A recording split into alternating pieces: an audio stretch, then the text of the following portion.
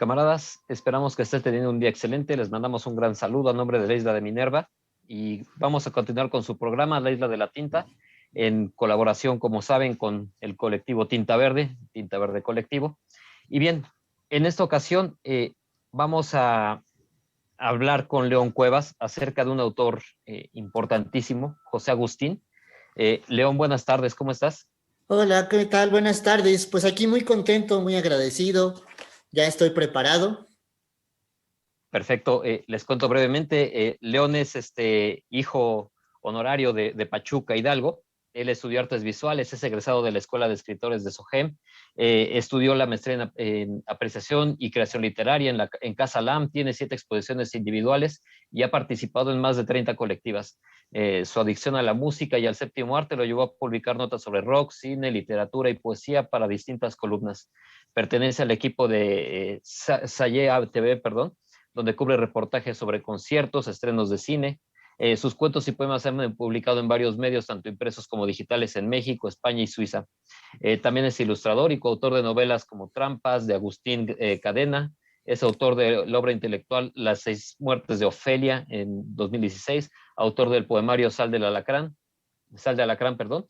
Actualmente vive en la Ciudad de México y es maestro de literatura del CEDART, Luis Espota Saavedra. Pertenece al colectivo Poesía Tinta Verde. Pese a que su trabajo se inclinó más hacia las letras, considera hacer poesía es una nueva manera de surgir pintando, ¿no? De seguir pintando, perdónenme. Y bien, León, cuéntanos, ¿de qué nos quieres hablar hoy?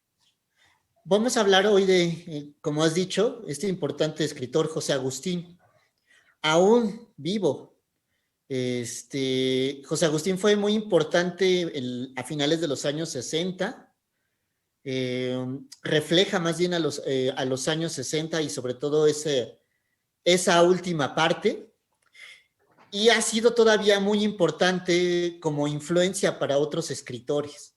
Entonces vamos a hablar un poquito de este escritor tan lleno de humor y de una nueva literatura que propuso para el momento, ¿no? Así es. Cuéntame primero un poco del contexto. O sea, sabemos que los contextos siempre influyen. Háblanos un poco de la época de José Agustín, de qué acontecimientos lo marcan. Ok.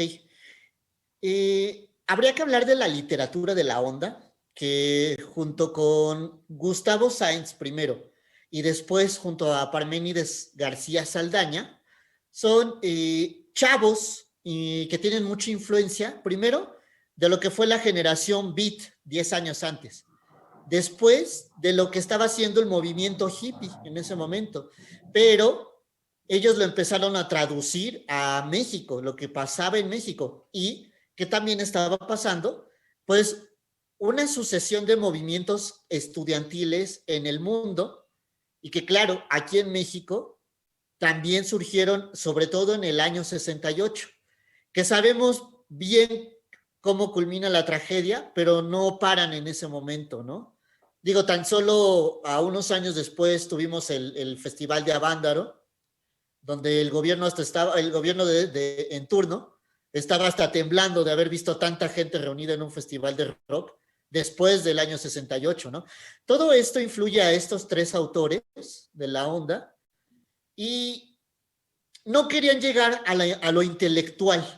Ellos traían una nueva literatura, una nueva manera de expresar a partir de el lenguaje adolescente de esos momentos, que traía consigo el rock, las drogas, la contracultura. Y Margot Glantz, la escritora, que les llama en un reportaje, dice, están en su onda estos cuates. Y les gusta, sobre todo les gusta a Gustavo Sáenz y a José Agustín, y lo adoptan y dicen, pues va, nos vamos a llamar literatura de la onda, ¿no? Entonces Margot Glantz nunca imaginó que hubiera sido la que los terminó nombrando como literatura de la onda. Y entonces, ¿qué pasa con estos chavos? Que después de que estaban en auge Monsiváis, Elizondo, la misma Margot Glantz, estos chavos llegan con otra faceta, nada intelectual, muy a contracorriente de esta seriedad de los autores, y cargados de una especie de nuevo humor rockero, ¿no? México ya tendría antecedentes de humor, el mismo Monsiváis de pronto tenía sus toques de humor y Ibargüengoitia, pero nada como este humor negro que estaban ellos comenzando a proyectar y que de pronto le empezaban a causar un poco de escozor o de molestia a estos intelectuales, a estos escritores, pues medio apolíneos, medio serios, ¿no? Estaban entrando nuevos chavitos medio dionisiacos, se podría decir. Bien, esto que mencionas es interesante y estoy seguro que en un momento te voy a preguntar acerca de este tipo de humor, pero primero me gustaría que me hablaras un poco, o sea, eh, este movimiento contracultural expresado como literatura de onda, ¿qué pretende contestar específicamente? Obviamente, desde tu perspectiva. Yo creo que en su momento contestar lo que vivían los adolescentes, pero ya no contado por adultos, ni por intelectuales serios, sino contado por adolescentes. Tan solo José Agustín escribe a los 16 años La tumba, que claro, después la trabaja en el taller de Arreola, la publica ya después, pero a los 16 escribe La tumba y a los 23 me parece escribe De perfil, ¿no? Entonces es totalmente una visión fresca, adolescente, ¿no? ¿Y qué estaba pasando con los adolescentes que estaban comenzando a no rebelarse, o si no rebelarse, a que se escucharan, ¿no? Las voces adolescentes. Uh-huh. Bien, sí, interesantísimo porque me dejas pensando, ¿no? Efectivamente, muchas veces se describen a otros autores desde otras perspectivas ajenas, pero pocas veces escuchamos esos autores de viva voz, ¿no? Es muy interesante esto que estás planteando. Ahora, me hablaste hace poco de la generación Beat, de la influencia de esta generación Beat en la onda. ¿Qué puntos hay de encuentro entre ambas posturas? ¿Cuáles serían las diferencias? ¿Cómo describirías esta interacción? Podríamos pensar, imaginar que en los años 50 podríamos hasta visualizar claramente a la generación Beat, Kerouac, Ginsberg. Hace poco que acaba de morir ay, se me fue, siempre odio que se me vayan los nombres, pero que acaba de morir el que fue editor de Aullido, uno de los más importantes de la generación Beat, a, a Burroughs, a todos ellos, los podemos ver claramente de adolescentes en alguna cafetería, eh, escuchando jazz, lo cual para Estados Unidos sería terrible estar escuchando jazz de negros en un Estados Unidos en una época muy racista, y estos beats, siendo fanáticos de los afroamericanos, comenzaban a rebelarse contra los intelectuales, digamos, contra la misma sociedad, a través del jazz y a través de la poesía y a través de la narrativa. Podemos visualizarlos claramente en reunión de muchos de estos adolescentes y comenzando a crear una especie de beat, golpe contracultural, golpe a contracorriente. Ahora vayamos 10 años después y ver a estos tres chavitos tratando de traducir qué estaba sucediendo. Comenzaban a pasar lo de los hippies en Estados Unidos, el movimiento estudiantil de Francia, y también en México estaban comenzando a pasar cosas. Y estos chavos comienzan a hacer una manifestación artística contra lo que se podría decir formal, para decir, esto está sucediendo, esta es la voz adolescente que está pasando. Ahí comienzan las ideas, y en el momento en que varios intelectuales, pues poco o mucho conservadores, empiezan a molestar, creo que ya son señales contraculturales, ¿no? Ya son señales de algo que está causando ruido. Entonces podemos visualizar prácticamente en los 50 en la cafetería a Kerouac y a todos los beats, y en México 10 años después en una fonda, podría ser, o hasta en la calle echando chela, a José Agustín, a Gustavo y a Parménides. Bien, me estás hablando aquí de influencias literarias, ¿no? De influencias profesionales. Y hasta musicales, perdón, también, ¿no? Podríamos ver A ese en los años punto, 50 el jazz y en los 60 el rock, ¿no? Por ejemplo. a ese punto quería llegar, pero me gustaría preguntarte algo antes, y algo que te voy a preguntar recurrentemente. Eh, Claro. en términos personales, ¿qué partes de la biografía, de la vida de José Agustín, tú crees que también marcaran o lo llevaran por este camino? Porque evidentemente, pues también hay veces que por mucho que el contexto te condicione, también puede haber situaciones personales que también están ahí generando su influencia, ¿no? Claro. Yo creo que, bueno, José Agustín en la UNAM pudo haber tenido alguna influencia.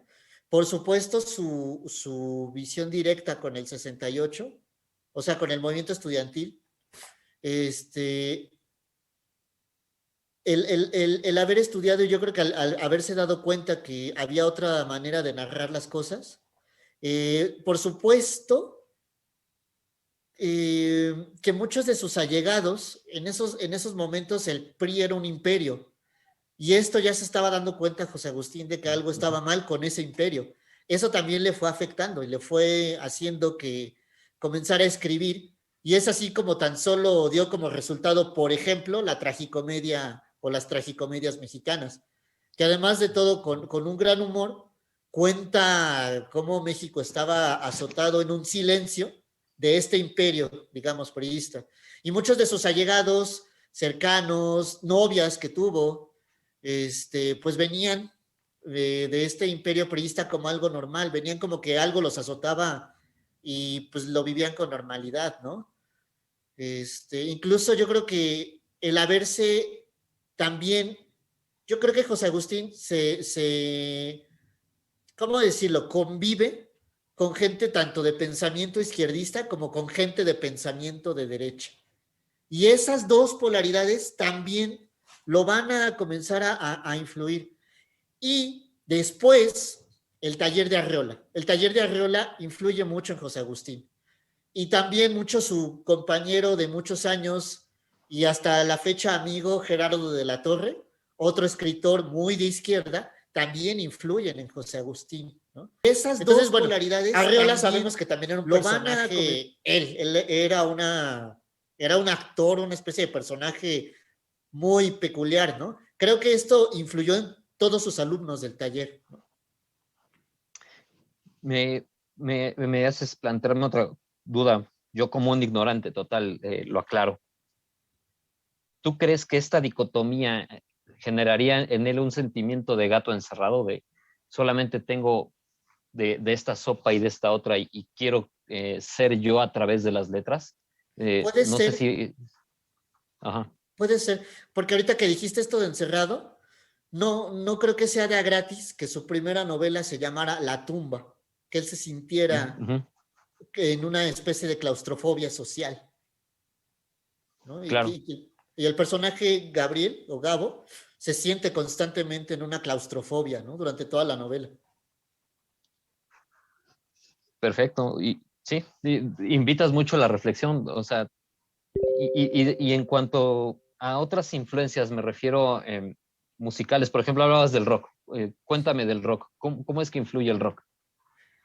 Fíjate que, bueno, en el mundo y en México, por ejemplo, creo que el rock, y esto me acuerdo, lo voy a citar del documental que salió de Molotov hace poco, creo que en el 2012 sale este documental, y que decían que el rock era como un enemigo natural del poder, porque siempre causaba otra vez esa sensación de, ay, de descontento con los poderosos, por ejemplo, ¿no? Esto, claro que se va a dar cuenta José Agustín de dicha cosa, porque además le toca el mero rock, ¿no? El rock se empieza a dar desde los 50, pero el mero rock que estalla es el de los 60, ¿no? Uh-huh. Donde las vías eran la paz, los psicodélicos, las drogas, el sexo desenfrenado, y esto se reflejaba en música de gente que ahorita muchos rogaríamos que siguiera viva, como ya sea desde Hendrix, Janis Joplin, que esas eran sus constantes letras, ¿no? Todo esto va a influir y él lo mete a las letras. O sea, él logra plasmarlo a las letras. Tanto es que sus libros vienen, sobre todo sus libros de más joven, vienen intencionalmente con anglicismos, vienen con fragmentitos de canciones. Entonces también era como esa influencia de que seguía, de que venía lo de Estados Unidos fuerte, mientras que ellos estaban en otro movimiento que él mismo denomina como hipitecas, ¿no? Aquí también tendríamos nuestro rock, nuestros propios rockeros, ¿no? Y que la gran muestra es la de Avándaro. Uh-huh. De hecho, uno de los colaboradores de Luis de Minerva, que es profesor de historia del rock, alguna vez escuché una clase, un fragmento de una clase de él en el que dice con mucha razón que el rock pues no es nada más es un ritmo musical, es un movimiento necesariamente contracultural, y eso creo menester dejarlo explícito al público, porque el rock, como lo concebimos hoy, pues es un movimiento prácticamente que va al ritmo de la cultura pop, y pues realmente ya es difícil darle tal apelativo, ¿no? Menester es diferenciar el rock de antaño, todo lo que significa esta apología a la drogadicción, esta apología a la liberalización sexual, algo que pues ya tenemos ahorita como algo prácticamente cotidiano, ¿no? Claro. Entonces,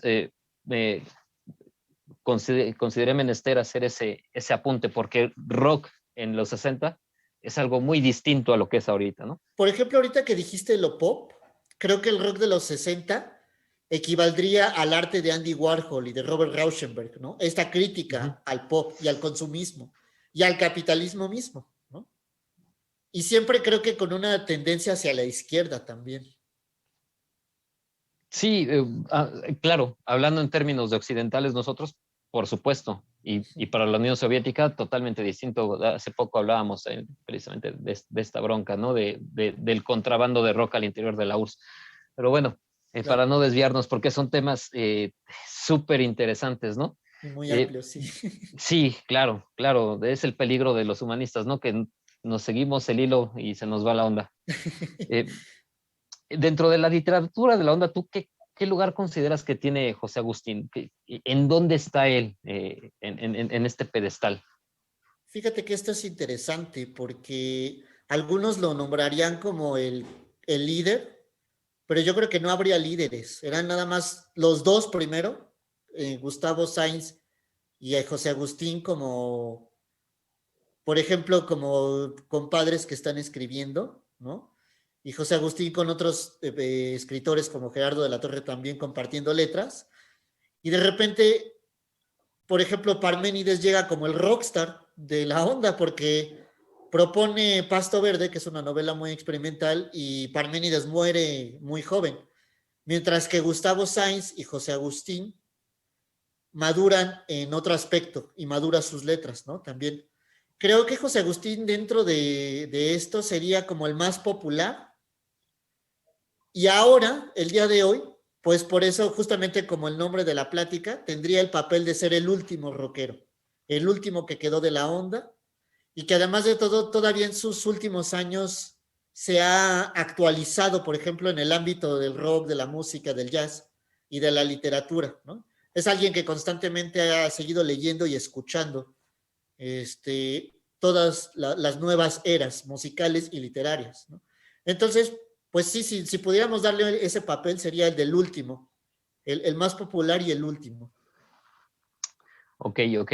Entonces, esta parte también que mencionas de los liderazgos o de la renuencia a reconocer o asumir liderazgos, también es interesante, porque ¿cómo entonces consideras tú que se dictan los cánones para pertenecer a esta literatura? O sea, si al final no hay un liderazgo, Uh -huh. ¿cómo sabes a qué imagen seguir? O es una pregunta que a mí me surge ahorita de lo que estás planteando. Ajá. Y es interesante porque yo creo que ellos sabrían de qué manera se estaban siguiendo o si había un líder o si simplemente se estaban reuniendo hasta para divertirse con las letras. Y a final de cuentas yo creo que tanto críticos como la sociedad les darían los papeles, ¿no? O sea, la sociedad le da el papel, bueno, él mismo se hace llamar después alburero elegante, Gustavo Sainz, pero es más la sociedad la que también le da, ¿no? Ese papel. Este, es la misma sociedad la que le da más el papel a José Agustín de popular, porque a final de cuentas Parménides fue más rockstar, se podría decir, hasta más agresivo, más áspero, más rebelde, pero el que sigue dándose a conocer mucho y a más público es José Agustín. Vaya, otra cuestión interesantísima que planteas, porque por una parte ellos se autoexplican, se difunden ellos mismos su imagen, pero por otra parte sigue siendo, bueno, por lo que me contas, sigue siendo la sociedad la que los está encasillando, la que los está catalogando, ¿no? Entonces vaya, es un rollo bastante complejo lo que me estás Y platicando creo que aquí. hasta sus enemigos, ¿no? O sea, ¿cómo es posible que Margot Glantz los critica en una nota que les llama chavitos de la onda y los termina nombrando, o sea, los termina bautizando, ¿no? Y entonces, o por ejemplo, Monsiváis me parece que dice leerlos es como acompañarlos en un viaje, ¿no? Y que ellos decían, pues sí, sí, sí, realmente, qué padre que nuestras letras te hagan sentir en un viaje psicodélico, ¿no? Entonces creo que sus mismos enemigos también los reforzaban y los ponían en una categoría, ¿no? Incluso Sí, sin quererlo. ahora sí que con sus piedras levantaron su propio muro, ¿no? O con las piedras que Dale, les aventaron, levantaron su muro. Fíjate que exacto. qué interesante.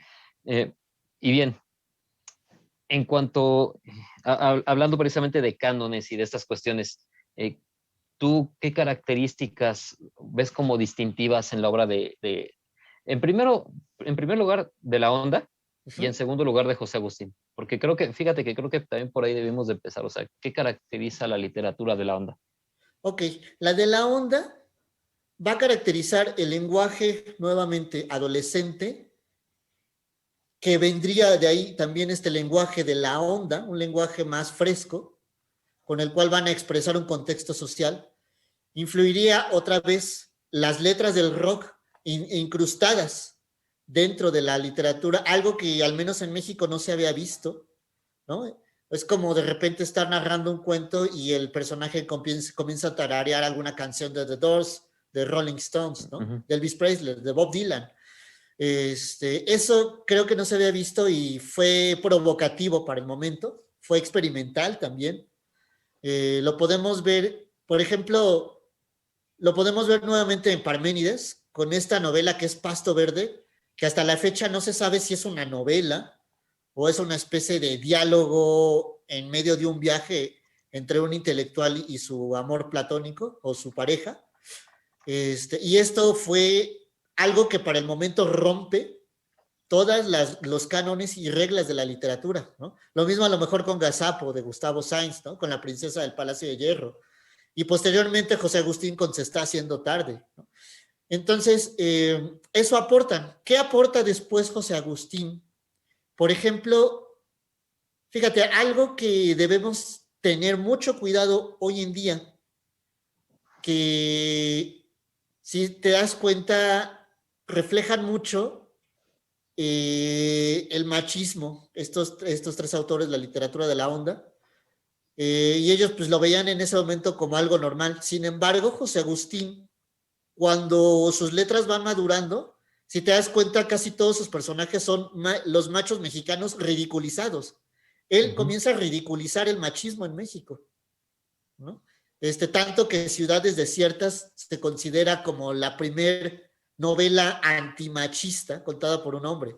Y si vemos al personaje Eligio, vemos que es el clásico macho mexicano que se lo dejan bailando cañón, ¿no? Se lo dejan caer totalmente, ¿no?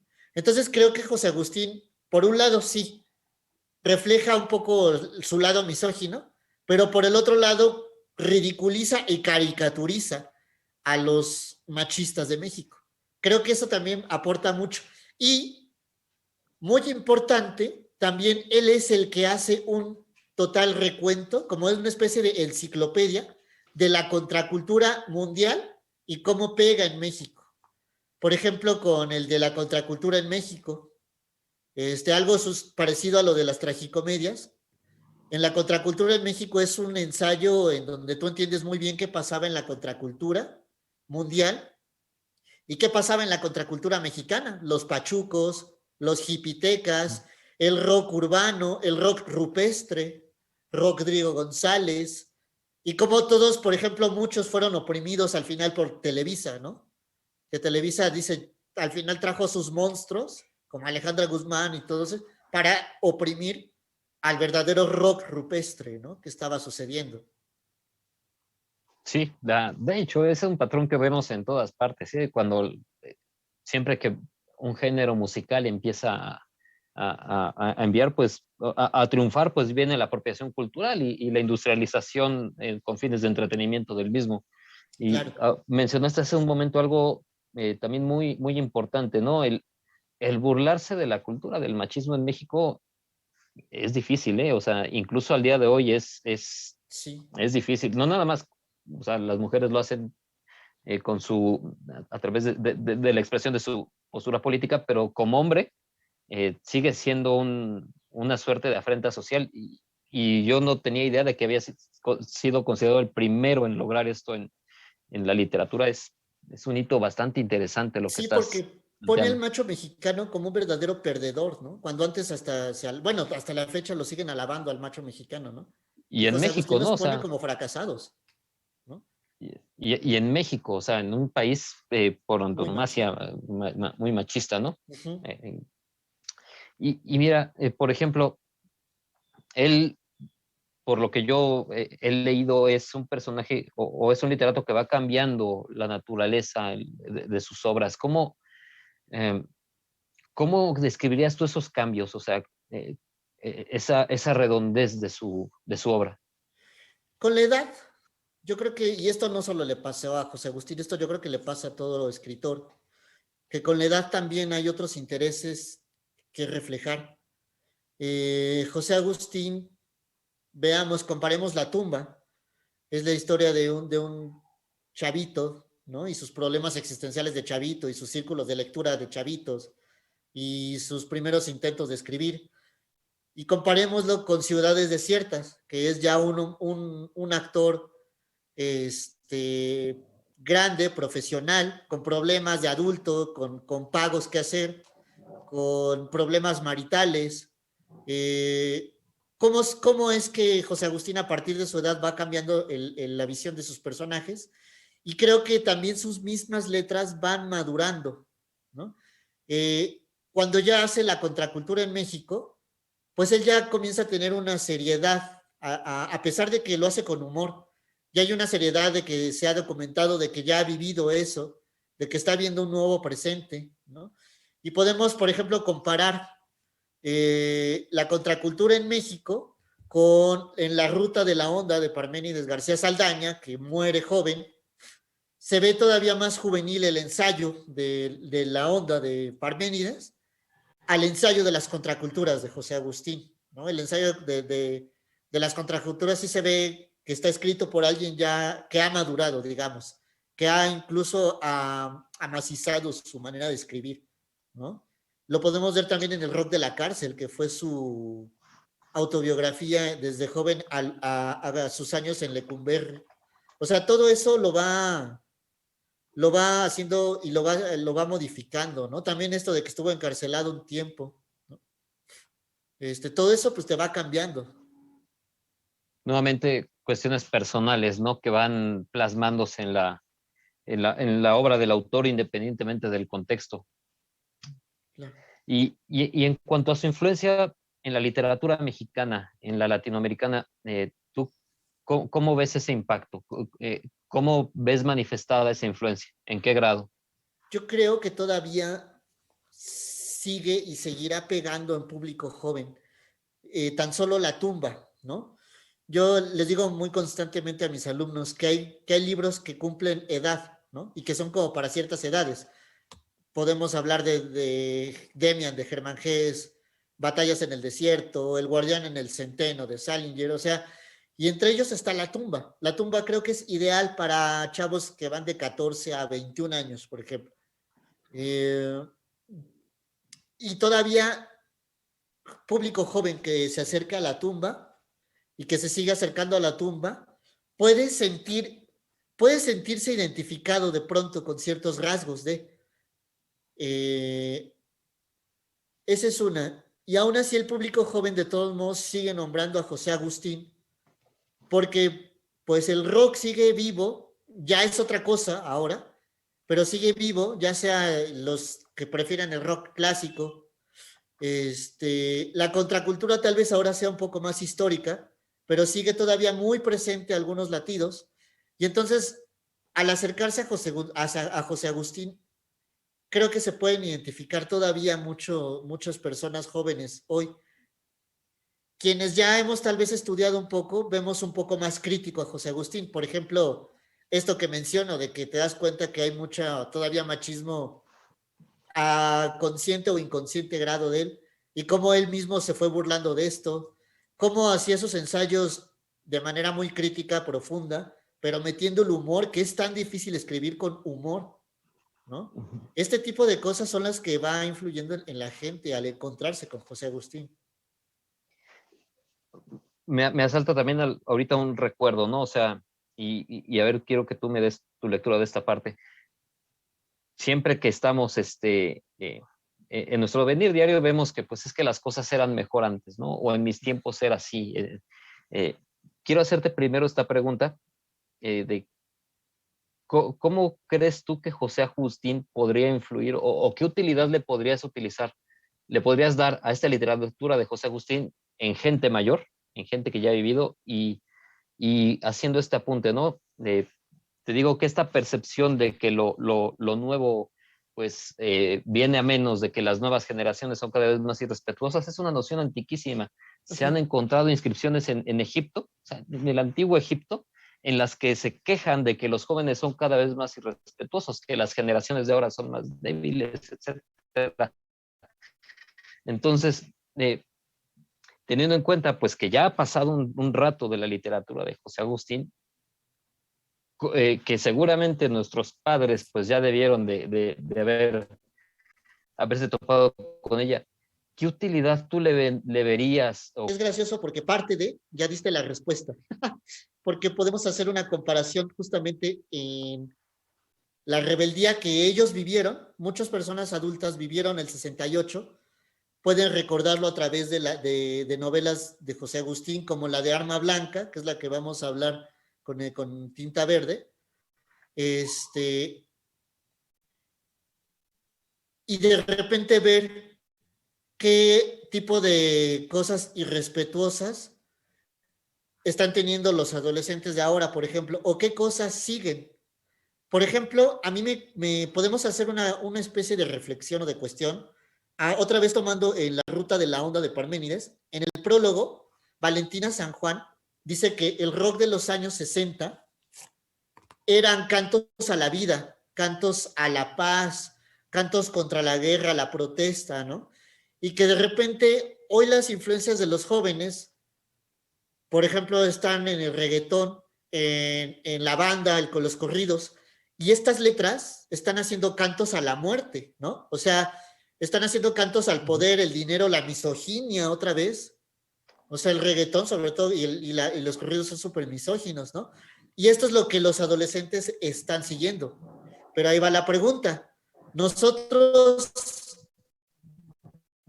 al quejarnos de esto, nos vemos muy boomers, muy viejos, o hay en el reggaetón, la banda y todo eso. Algunos otros escritores de rock dicen que, por ejemplo, la respuesta más de resistencia contracultural no la ven en el reggaetón, ¿no? Que es lo más popular. El reggaetón sigue quedando como algo popular. Lo ven, por ejemplo, más en el hip hop de los barrios más bajos, será de Ixtapalapa, que es toda una cultura interesante, de Catepec. Todavía rasgos del metal, pero de un metal muy pesado, muy áspero, también son símbolos de rebelión.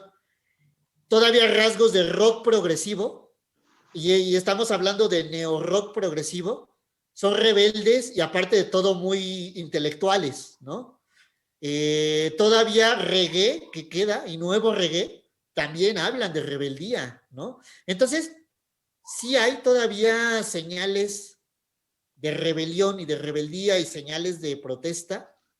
Todavía la trova no ha muerto, hay nuevos autores de verdadera trova, ¿no? Pero la pregunta sigue siendo esta.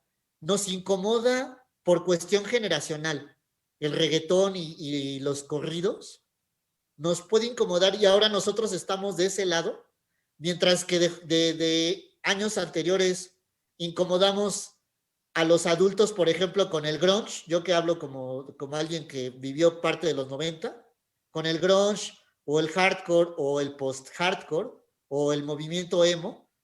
O sea, ahora nos está incomodando esto, por ejemplo, es una pregunta que se puede quedar muy abierta y que podríamos llevarnos toda la noche en discutir si sí o si Sí, no. no, definitivamente también ahí estamos hablando de la incapacidad para comprender a la otra edad y tal vez, hasta, fíjate que más que de incapacidad, tal vez la falta de voluntad, ¿no? El prejuicio de no querer acercarse Claro, y efectivamente no, nos iría la noche en ello. Me viene también a la mente mucho esta canción de Maldita Vecindad, ¿no? La de Pachuco, por claro, ejemplo, ¿no? En claro, la que, hey, pa, fuiste Pachuco, bailabas mambo, tienes que recordarlo, ¿no? O sea, eh, claro. Y como, por ejemplo, entonces, hay algunos autores que de repente se están empezando a actualizar. Pasó mucho que se creó un escándalo cuando Rubén de Café Tacuba habló en pro del reggaetón, ¿no? Y que dijo, este sería el rock de esta época, ¿no? Y todos, ¿cómo? Si tú fuiste de nuestros ídolos rockeros de los 90, ¿cómo te atreves a uh-huh. decirlo, no? Pero algo está queriendo decir Rubén, ¿no? Por ejemplo.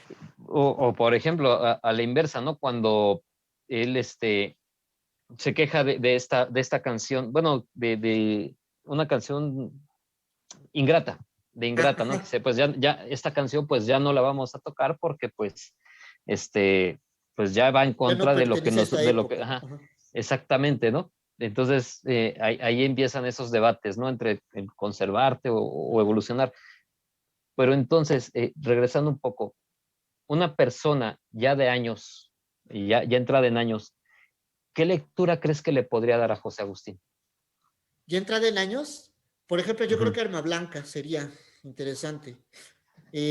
Yo creo que casi todos sus ensayos, por supuesto, desde la tragicomedia mexicana, el rock de la cárcel, la contracultura, la de los guaraches, Pasos sin guaraches, el de...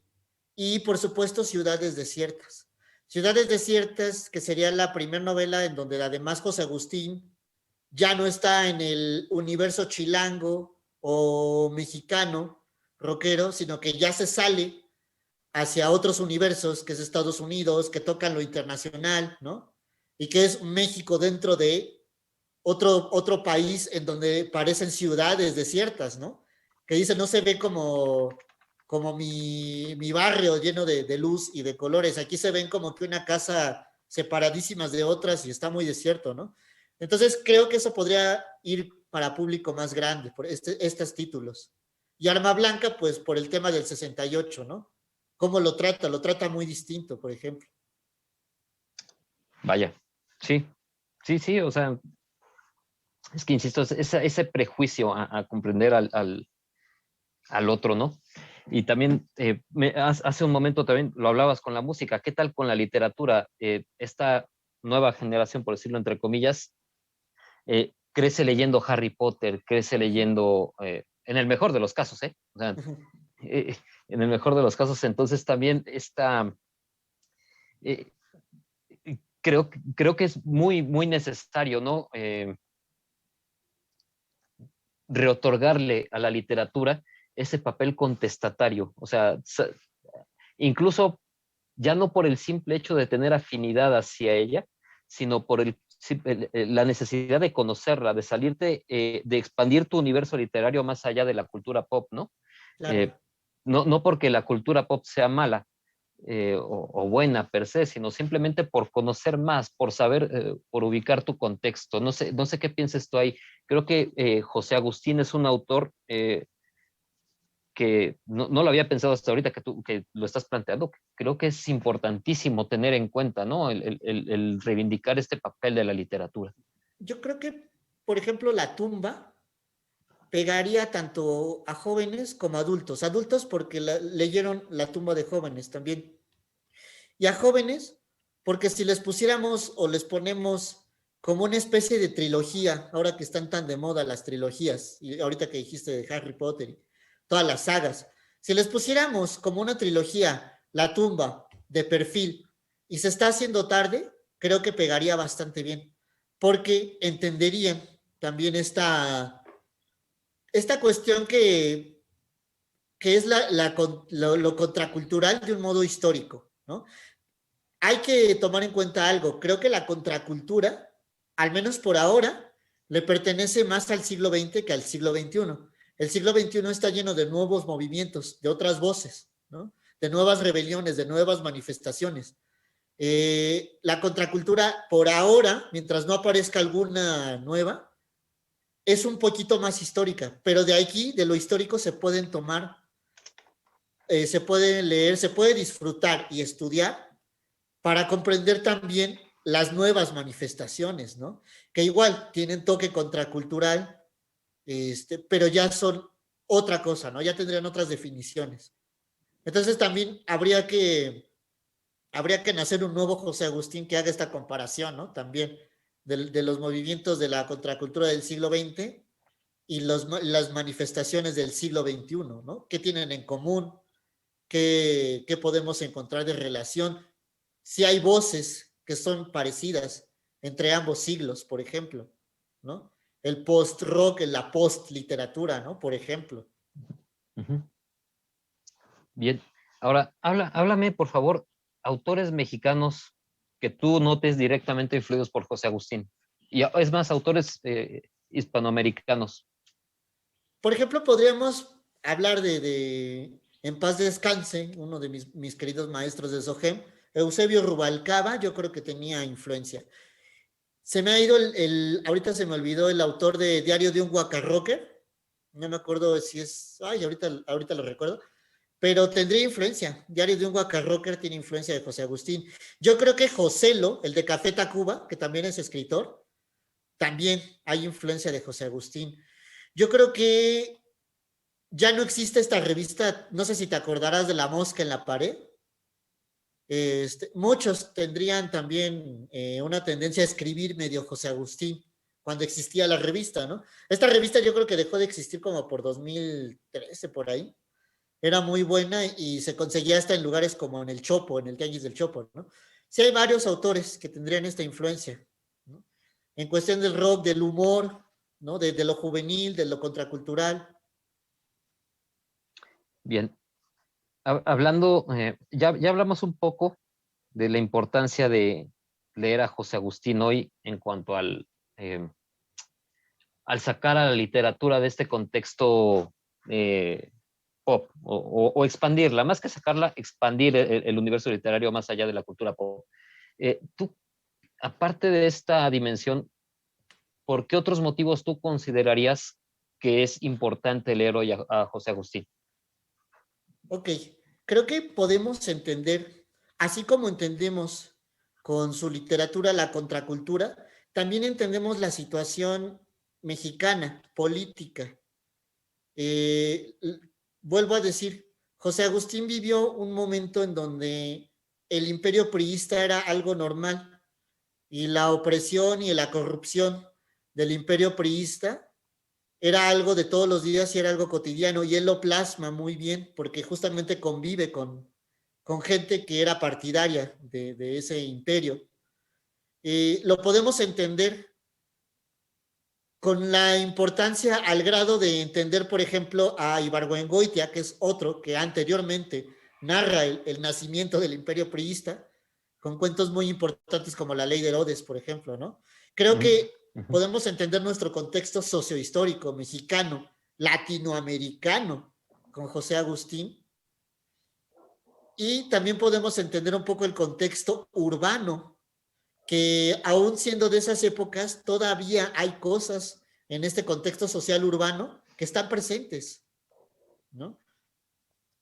Me dejaste pensando otra cosa muy interesante que te la quiero plantear.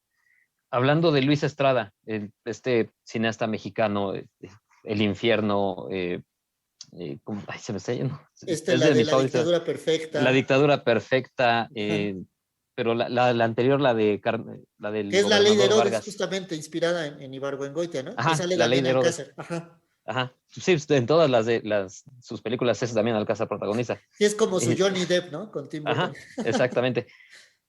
tú, personalmente, es una pregunta. O sea, ¿tú ves influencia de José Agustín ahí? Así por lo que tú me estás contando, pues tal pareciera que este aspecto de criticar lo que es el poder que está en este momento, o sea, el criticar lo que en ese momento es el hegemón, eh, Ujú. es un rasgo que bien podría ir de ahí. No sé qué piensas tú. Bueno, yo habiendo visto las cuatro grandes películas de él, a mí Ajá. me parecería que puede ir por ahí. Fíjate que no lo había pensado. Yo seguiría pensando que su influencia seguiría siendo Ibargüengoitia,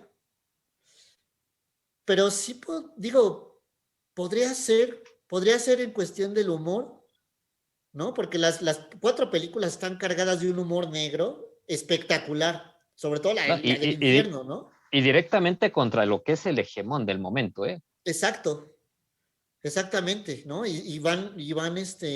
Van a crear una nueva, me parece, pero no sé si sea del mismo director, pero sí va a salir Damián Alcázar.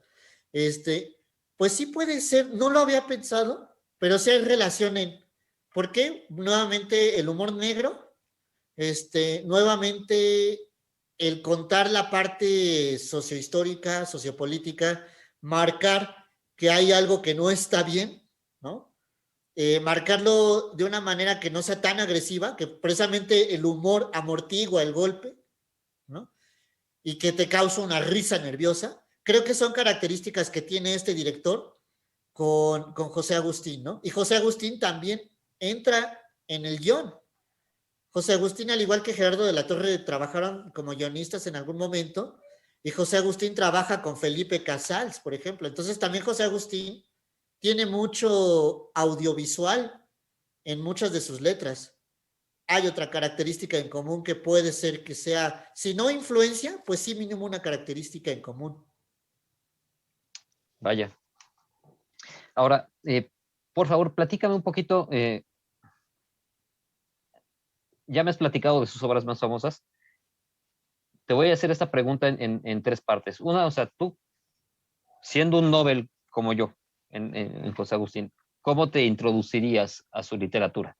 La segunda, como un lector más exigente, bueno, no exigente, pero no, un lector que se enfoca más en los clásicos, por ejemplo, ¿cómo te introducirías a la obra de José Agustín? Y como alguien que está imbuido en la literatura pop, por ejemplo, ¿cómo te introducirías? O sea, o qué obras crees que serían más afines para empezar a hincarle el diente en esos tres escenarios. Fíjate que va a sonar bien chistoso, pero yo creo que los tres entraría por la tumba. Es O sea, algo súper su extraño ópera que... prima Es es que lo la tumba representativo. es un fenómeno muy poco habitual en las letras. O sea, como algo escrito por un chavito de 16 años rompe por todos los paradigmas. Porque, por ejemplo, como estudiante, yo conocí la tumba a los 14 años, gracias a una maestra que era la única maestra buena que tuve de secundaria de español y de lectura. Después de haber tenido varios maestros pelmazos que nos ponían a leer a Carlos Cuauhtémoc Sánchez y babosadas así, llega esta maestra Citlali, que hasta la fecha quiero encontrarla para agradecerle, llega y me enseña la tumba. En esos momentos yo veía MTV, que era un canal, en esos momentos era un canal bueno, escuchaba mucha música, coleccionaba cassettes, discos, y al ver la tumba dije, no puedo creerlo. O sea, se puede, que todo esto que me gusta del MTV, se puede en las letras también. Fue como una revelación, fue una epifanía en ese momento para mí. Y yo lo primero que intentaba escribir en esos momentos quería imitar a José Agustín, por ejemplo, ¿no? Influyó mucho, o sea, pegó mucho en mí, ¿no?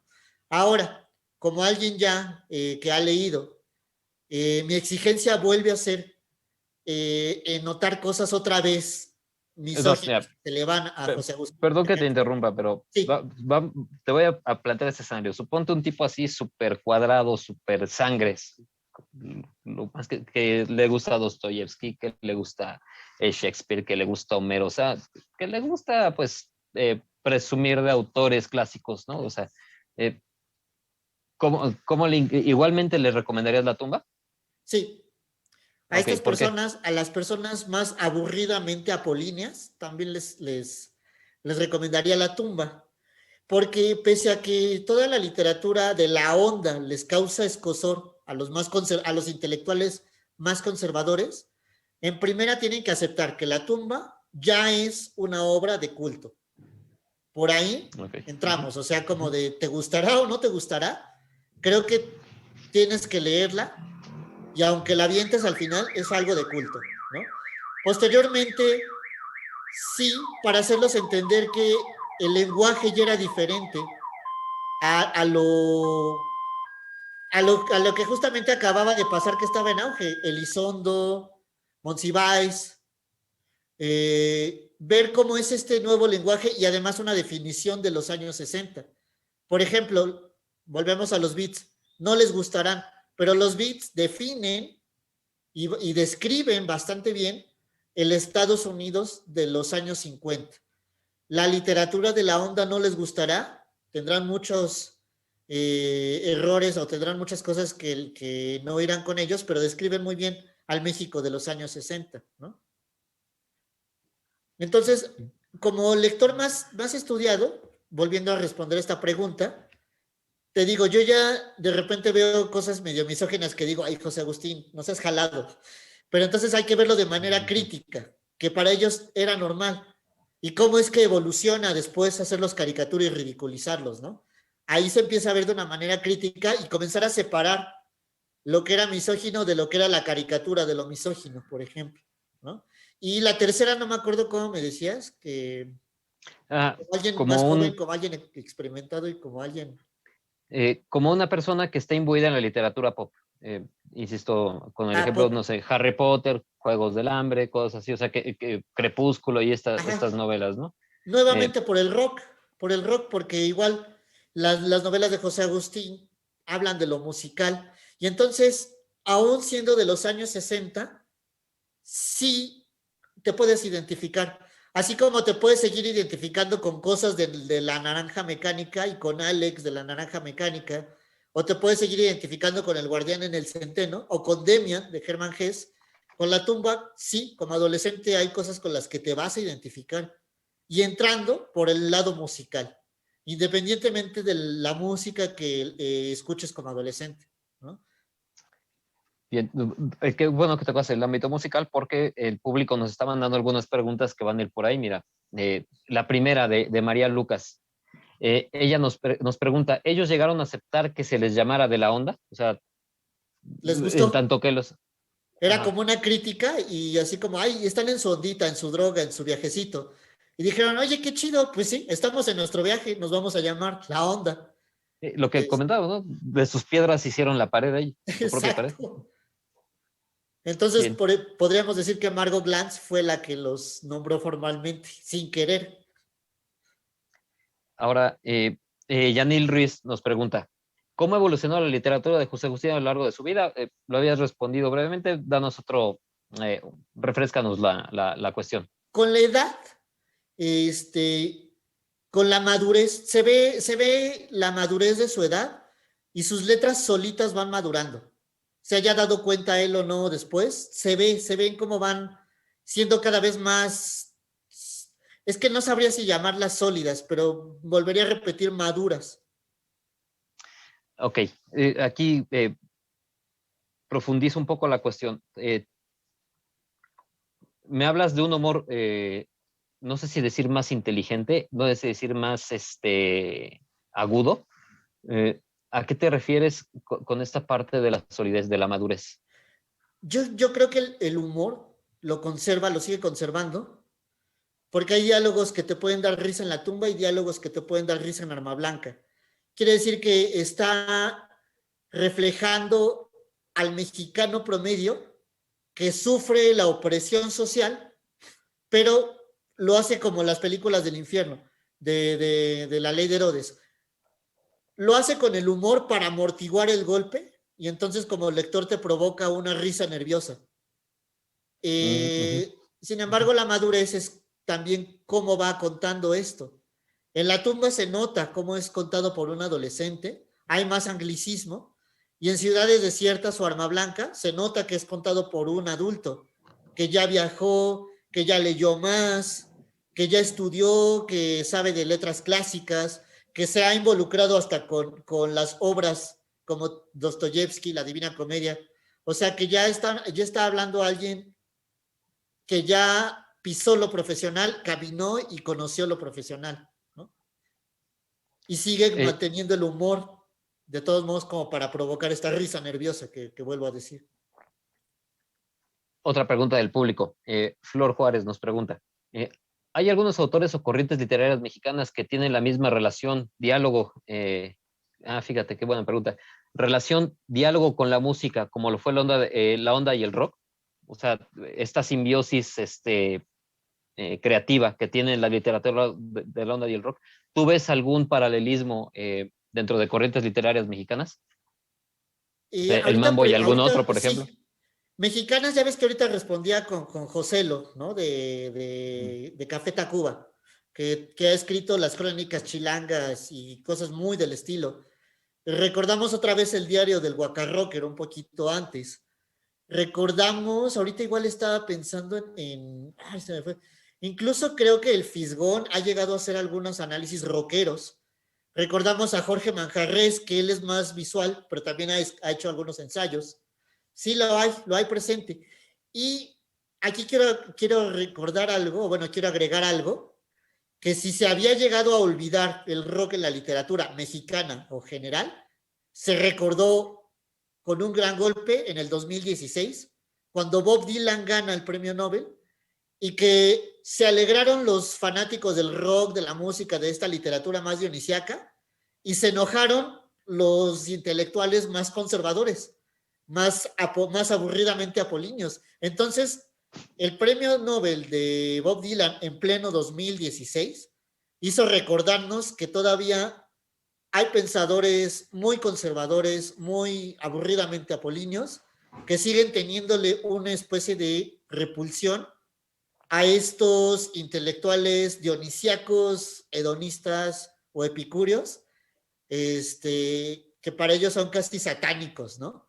Estos diabólicos hedonistas dionisíacos, ¿no?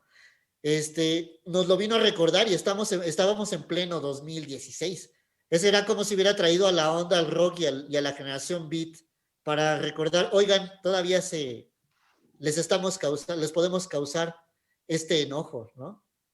Entonces sí Y, hay mucha presencia. y con respecto a eso, me viene otro ejemplo, no sé qué te parezca. Género literario que hace esta relación de algo con la música, eh, el corrido revolucionario, o sea, pues prácticamente era una forma de cantar las noticias, era una Claro, forma de cantar el día a día, ¿no? Y juglares al final, contemporáneos. exactamente, ¿no? O sea, Sí. y es mexicano, ¿no? O sea, también me vino a la Fíjate cabeza ese que los ejemplo. corridos a mí en lo particular me ponen muy nervioso, pero es interesante, bueno, verlo independientemente de me guste o no, es interesante ver esto que están contando, que están reflejando la parte más violenta y por algo, por ejemplo, a mí me pone nervioso escucharlos, ¿no? Pues están reflejando algo que no es bonito y que se vive día a día en una sección del país, ¿no? En varias secciones, ¿no? Pero ellos vienen de una sección específica. Claro, sí. Y fíjate, Ahora, una vez, te voy a contar un paréntesis rapidísimo, una vez viajé a Chiapas y en un puestito, y qué bruto, qué mal que no lo compré, había corridos chiapanecos, que eran muy similares a los norteños. Eso me pareció sensacional. No entiendo por qué no los compré, los debí de haber comprado, pero me pareció algún fenómeno increíble. mira, también otra pregunta del público que creo yo ahorita te va es bastante pertinente porque nos pregunta, se me fue ahorita con un mensaje que llegó, perdóname. Sí, no te Eh, preocupes. Luis, permíteme. Ya está, aquí está. María Lucas de nuevo nos pregunta, ya no está escribiendo, publicando José Agustín, ¿en qué estado se encuentra él ahorita de chamba? Creo que la última vez que Gerardo de la Torre me contó, porque me llevo muy bien todavía con Gerardo de la Torre, le mando un abrazo si nos anda escuchando, fue mi gran maestro de la SOGEM y es un gran amigo. La última vez que me platicó de José Agustín, me dijo que ya no está muy lúcido, que ya está Mm. muy, pues sí, ya muy avejentado, que ya nada más escucha la radio y no está todavía no está ya muy consciente. Habrá que tomar en cuenta que tuvo una operación en el cerebro, tuvo un accidente por allá del 2010, 2009, que se cayó y se rompió costillas y todo. O sea, ha tenido ya varios accidentes, pero todavía en el 2010 seguía dando conferencias, seguía hablando del nuevo rock, por ejemplo. Me parece que ahorita ya no es tan lúcido, o sea, hasta donde sé, ya no ha estado escribiendo, ya no ha estado produciendo. Ujú. Había dejado algunas novelas que iba a sacar y que parece que no se ven para cuándo, por ejemplo. Entonces, pues a lo mejor ya no es el mismo José Agustín que todavía en el 2010, 2011, 2015 tal vez llegamos a conocer, ¿no? A saber de él. Vaya, es una lástima. Mira, Sí, otra pregunta de Pedro Sobrevilla. ¿Qué bandas o cantantes de rock influyeron a José Agustín? Bueno, ya lo habías contestado un poco, pero a ver. sí. Digo, decir específico sería hablar de muchos, ¿no? Pero yo creo que en general los rockeros como Bob Dylan, Elvis Presley, claro que están. Eh, si ondeamos en rockeros mexicanos de los 60, ahí sí desconozco, pero claro que hubo rockeros mexicanos de los años 60. Incluso cantantes mujeres también influyeron. Janis Joplin influyó, John Lennon que influyó, Jim Morrison que influyó, porque además de esto, todos estos eran también escritores. Jim Morrison y John Lennon también escribieron y publicaron. Y claro que influyeron no solo a José Agustín, sino a muchas generaciones de escritores y de intelectuales después. Y el mismo Bob Dylan sigue siendo desde allá hasta acá una especie de influencia muy fuerte. Claro, sí, innegable. Leonard Cohen, ¿no? También, que estamos hablando de un gran poeta. Patti Smith podría ser, y Patti Smith todavía sigue escribiendo. Bien. Luis Sánchez Reyes, perdón, nos dice, ¿qué otras facetas culturales y o artísticas tuvo José Agustín además de la literatura? Pues mencioné el guionismo, el Ok, periodismo también. O sea, José Agustín trabajó como periodista de cosas políticas, de cosas de musicales también, de espectáculos. Y José Agustín empezó con algo que dejó muy de joven, pero José Agustín también comenzó dibujando. Quería hacer caricaturas y quería hacer cómics. Lo abandonó muy joven y comenzó a centrarse más en historias cuando él en sus dibujos y en sus viñetas decía que veía más palabras que dibujos. Entonces también tuvo una faceta visual, de gráfica, de dibujante por algún momento. Y él siempre, no recuerdo si lo dice abiertamente, pero se nota que él siempre tuvo mucha, ¿cómo? Apreció mucho a Guadalupe Posadas, a José Guadalupe Guadalupe Posada. Posada. Se nota mucho que lo admiraba bastante. Vaya. Otra pregunta del público que seguramente vas a saber hilar a partir de esto. Yanil Ruiz nos pregunta, ¿y cómo terminó incursionando en la literatura infantil, recordando la panza del La Teposteco? panza del teposte. Esa es una gran pregunta. Esa es una muy gran pregunta, una muy grande pregunta. Pues esto lo puedo responder, no lo voy a responder exactamente, pero lo puedo responder de esta manera. Creo que los escritores en general siempre buscan otros parámetros y otros géneros, ¿no? O sea, y hay escritores que han hecho teatro, otra faceta de José Agustín también escribió teatro alguna vez. Hay escritores que han hecho de la narrativa, se saltan al ensayo y luego al teatro, y luego a la literatura juvenil, a la infantil. En uno de esos saltos, José Agustín escribió La panza del Teposteco, que además, pues esta sí es totalmente fuera de su habitual literatura más crítica, tiene un humor totalmente dirigido a los niños y funciona con los niños, ¿no? Bien. Y ya por último, mira, René Asensio nos hace este comentario. Dice, tiene mucho tiempo que leí La tumba, porque León nos lo recomendó cuando era mi profesor, supongo que tú. Sí. Está lleno de vigor juvenil y un asco natural y tal vez inexplicable por la existencia. Sin duda deja el deseo de escribir con la misma sutileza que José Agustín y expresar sentimientos e irracionalidad de la misma forma. Después, al leer más libros de José Agustín, me pareció que ninguno tenía realmente una historia. Es decir, los personajes deambulaban sin que realmente sucediera gran cosa. Sentí que realmente le hacía falta una buena historia a La tumba. Y a de perfil, ¿cómo? Y a de perfil, ya entendí, perdón. Sentí que realmente le hacía falta una buena historia a La tumba y a de perfil. pero esto, claro, es una percepción personal. Saludos a León. Un saludo a René, que hace mucho, desde el 2012 le di clases de historia a él y a su grupo en una prepa, y justamente los hice leer La tumba cuando estábamos entrando en los años 60 en México. Y creo que tiene mucha razón, sobre todo en De Perfil. De Perfil hay que apreciarlo más como cuatro jóvenes que están sin rumbo por la vida, pues porque muchos adolescentes también viven cosas que nos pueden parecer banales, pero para ellos fueron aventuras extraordinarias, ¿no? Sobre todo edades de 14, 15 años, 16. Te sales de tu casa, y eso le pasó a los Beats también, ¿no? Andar sin rumbo a edades muy jóvenes. Te sales de tu casa y el encuentro con nuevas personalidades y con cosas que hoy como adulto los veríamos como más banales, pues en su momento fueron grandes aventuras. Y esto lo narra mucho en La tumba y más en De Perfil. Parece que no hay una historia, hay algo sin rumbo, pero creo que es el reflejo de la adolescencia sin rumbo, que tal vez a todos nos ha pasado en algún momento también. Claro, tiene sentido, ¿no? O sea, no toda historia debe de ser lineal, ¿no? O sea, a Ajá. menudo, a veces es incursionar a los personajes, eh, no sé, se me ocurre un poco hasta como los albañiles, ¿no? De Vicente Leñero, Ah, que también claro. es echarse un clavado, o sea, en la historia y al final, pues es un final, diría yo, abierto. O sea, todos Claro. intuimos cómo estuvo la cosa, pero pues hay una incertidumbre ahí. Una Y no por incertidumbre. nada deja de ser una superobra, ¿no? En mi Claro. opinión.